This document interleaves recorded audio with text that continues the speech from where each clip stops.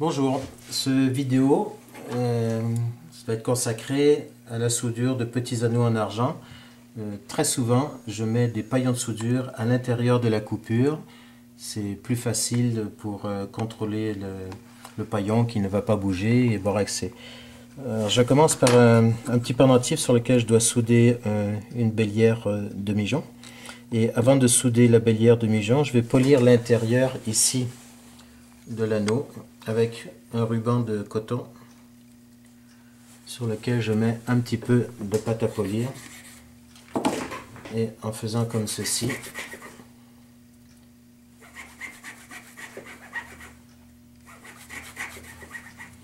voilà.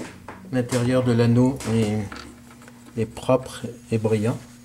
Maintenant je vais pouvoir à la pince mettre la bélière, mettre en place comme ceci.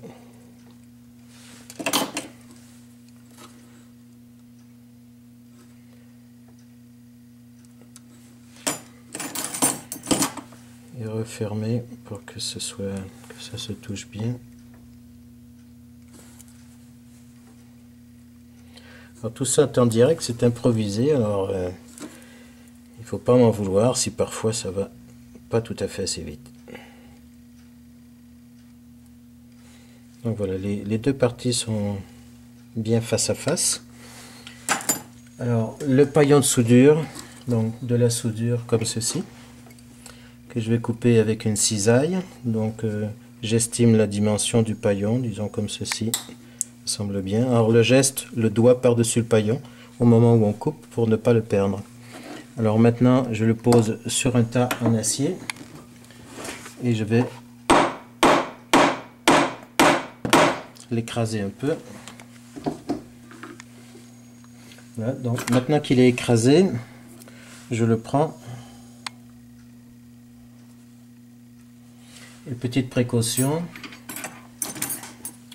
je vais le limer pour qu'il redevienne parfaitement brillant, qu'il n'y ait pas d'oxydation sur le paillon lui-même. Voilà, donc quelques petits coups de lime des deux côtés. Voilà, donc ce paillon il est prêt à être glissé dans la bélière. Et avant, je mets un petit peu de borax dessus. Je le glisse ici.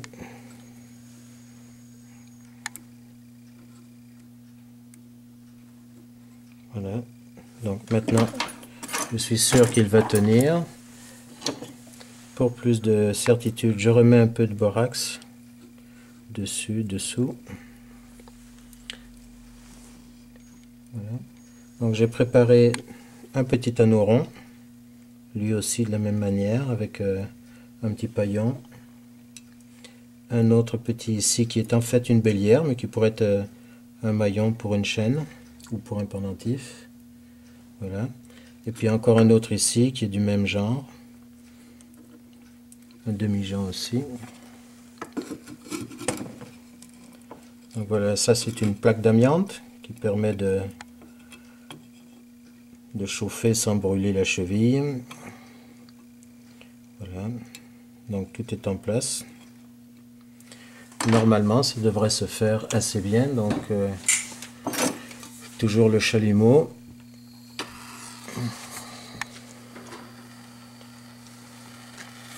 Donc je commence par le premier ici. Alors je chauffe et je vérifie qu'il y a bien du borax partout.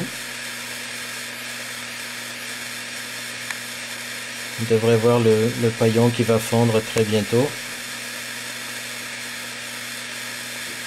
Voilà, ça suffit.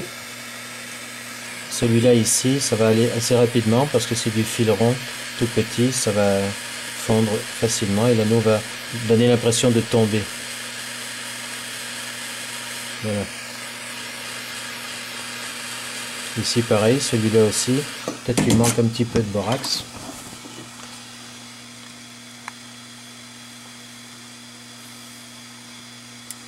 C'est important de bien boraxer si on veut que les soudures se fassent vraiment bien.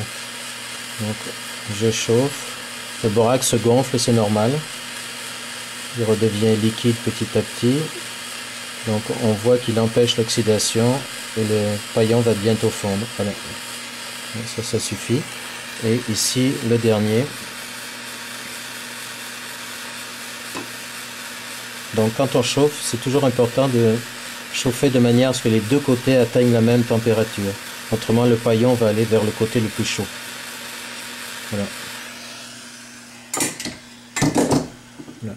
Donc ça c'est terminé. Après, il ne reste plus qu'à prendre tout ça avec un petit crochet en argent pour aller tout mettre tout ça dans le dérocher.